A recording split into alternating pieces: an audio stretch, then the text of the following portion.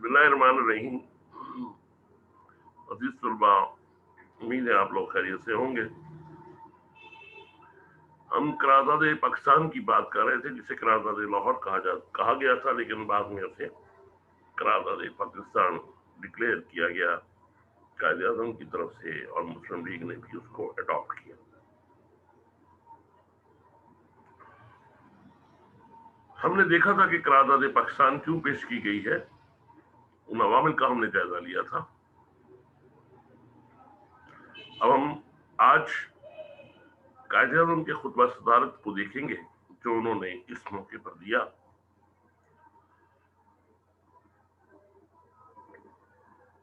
आपने फरमाया, यह मसला जो हिंदुस्तान में है फिरकों और फिरकों के दरमियान नहीं बल्कि बैनुल अक़वामी है, और इसे बैनुल अक़वामी ही मानकर हल करना चाहिए। जब तक ये बुनियादी हकीकत समझ में नहीं आएगी, इस वक्त तक जो कोई दस्तूर वज़ा किया जाएगा वो तबाही की तरफ लेकर जाएगा, और सिर्फ मुसलमानों के लिए नहीं बल्कि हिंदुओं के लिए भी और अंग्रेजों के लिए भी ये मुज़र और तबाहकुन होगा।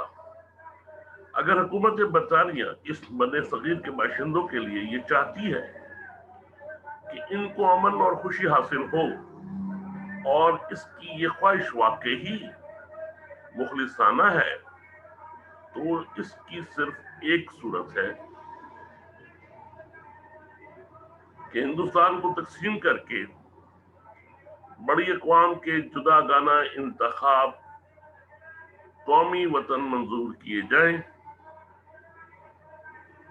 बड़ी अक़वाम के जुदागाना कौमी वतन मंजूर किए जाएं, जिनमें वो खुद इख्तियारी के साथ कौमी रियासतें कायम करें। अब ये वो लाइन ऑफ एक्शन है जिससे उन्होंने आगाज किया। ये कहते हैं कि ये मसला फिरकों का नहीं है, ये बैनुल अक़वामी मसला है। मुसलमान जहां कहीं भी होंगे वे और बाकी तमाम अक़वाम दूसरी कौम कहलाएंगी, चाहे वो सिख हो, चाहे वो ईसाई हो, चाहे वो क्रिश्चियन हो। इस दो कौमी नजरिए के तहत एक बैनुल अक़वामी इशू है, और ये फिरकों का मसला नहीं है हिंदुस्तान के अंदर। मजीद फरमाते हैं कायदे आज़म, इस्लाम और हिंदू धर्म महज मज़ाहिबी नहीं है बल्कि दर हकीकत दो मुख्तलिफ माशरती निज़ाम है। चुनाचे इस ख्वाहिश को ख्वाबो ख्याल ही कहना चाहिए कि हिंदू और मुसलमान मिलकर एक मुश्तरका कौमियत इख्तियार कर लेंगे। लोग आपस में शादी ब्याह नहीं करते, एक दस्तरखान पर खाना नहीं खाते। मैं वाशकाफ अल्फाज में कहता हूँ कि वो मुख्तलिफ तहजीबों से वो वास्ता रखते हैं, और इन तहजीबों की बुनियाद ऐसे तस्वुरात और हकायक पर रखी गई है जो एक दूसरे की जिद है, बल्कि अक्सर मुतसादम है। इंसानी जिंदगी के मुतालिक हिंदू और मुसलमानों के ख्यालात और तस्वुरात बिल्कुल एक दूसरे से मुख्तलिफ हैं। ये भी एक वाज़ेह हकीकत है कि हिंदू और मुसलमान अपनी अपनी तरक्की की तमन्नाओं के लिए मुख्तलिफ तारीखों से निस्बत रखते हैं। इनके तारीखी वसाइल का माखज़ मुख्तलिफ है। इनकी रज़मिया नज़में, इनके सरबरावरदा बुजुर्ग और काबिल फख्र तारीखी कारनामे सब मुख्तलिफ हैं और अलग अलग हैं। अक्सर एक कौम का हीरो दूसरी कौम का विलन है। एक कौम की फतह दूसरी कौम की शिकस्त होती है। ऐसी दो कौमों को एक रियासत और एक हुकूमत, एक मुश्तरका गाड़ी के दो पैर बनाना और इनके बामी ताउन के साथ कदम बढ़ाने के लिए कोशिश करना का नतीजा स्वाय नाकामी के और कुछ भी नहीं होगा। इन दोनों कौमों के दिलों में बेसब्री रोज बरोज बढ़ती जा रही है, जो अंजाम कार तबाही लाएगी। خاص اس صورت میں کہ ان میں سے ایک قوم تعداد کے لحاظ سے اقلیت میں ہو اور دوسری کی کو اکثریت حاصل ہو، ایسی ریاست قائم خاک میں مل کر رہے گا۔ آپ مزید فرماتے ہیں، مسلمان ایک قوم ہے اور قومیت کی ہر تعریف کے مطابق ایک قوم، لہذا ان کے لیے ایک قومی وطن چاہیے اور ایک ملک چاہیے اور ایک حکومت چاہیے۔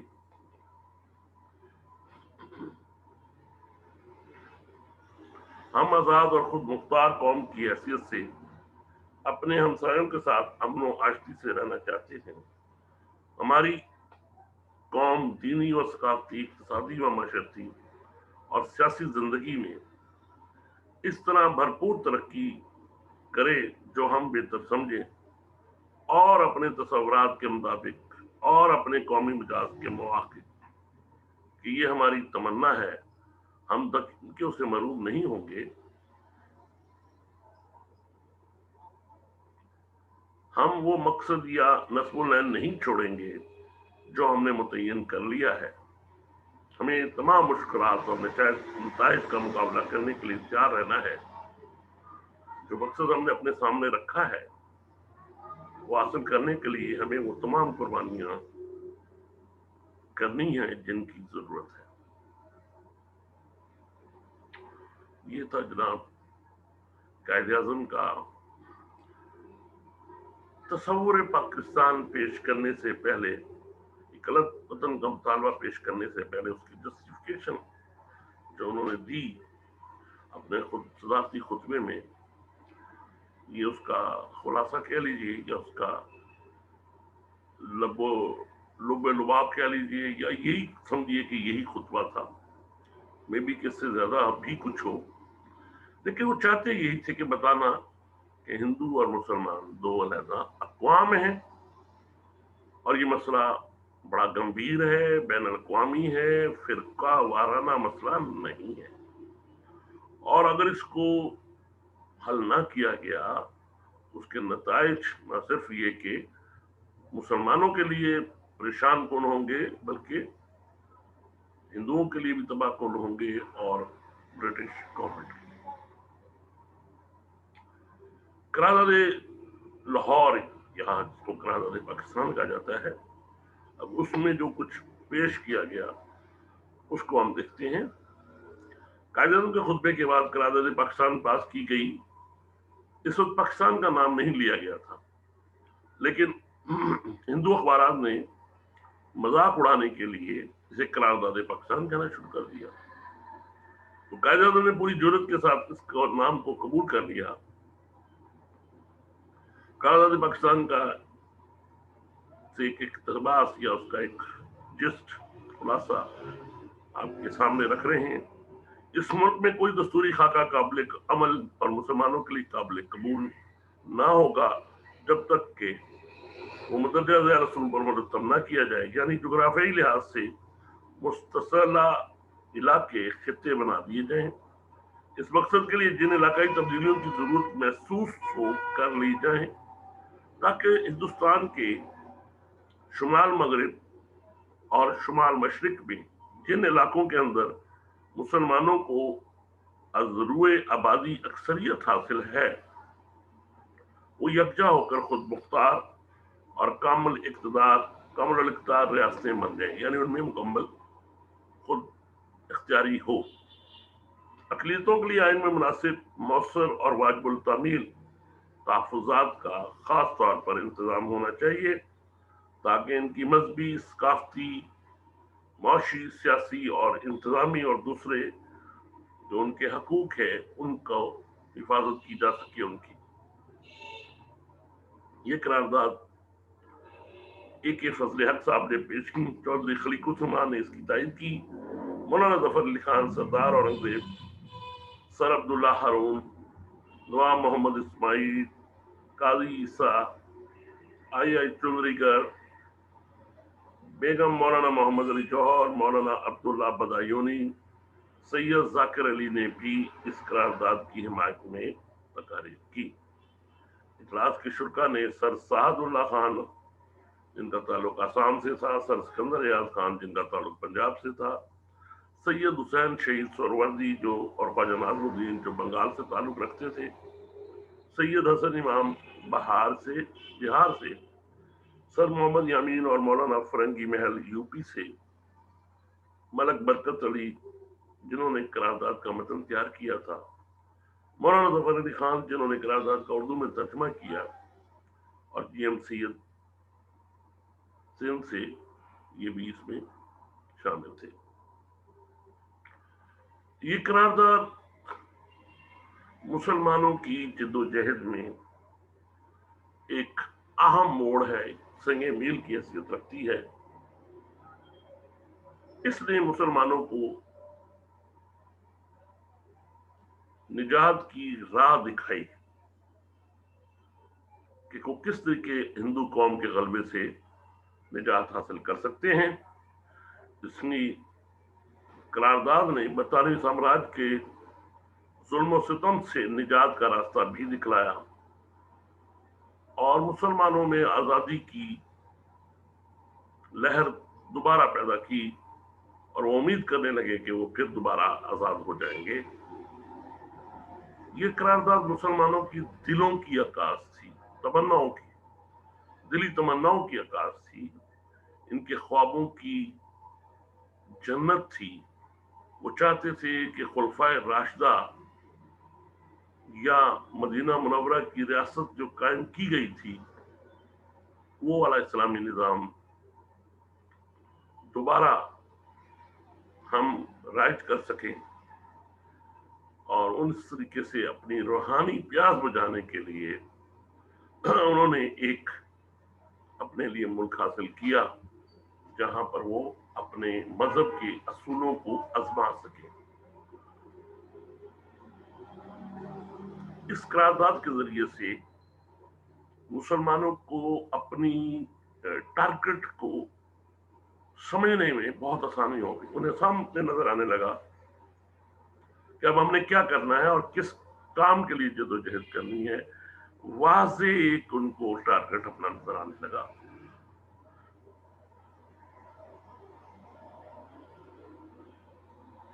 और वो टारगेट क्या था? एक अलहदा वतन जहां वो हज़रत सल्लल्लाहु अलैहि वसल्लम के बताए हुए दीन को अमली निफाज का तजर्बा कर सके। इसलिए नारा लगाया गया था, पाकिस्तान का मतलब क्या? ला इलाहा इल्लल्लाह।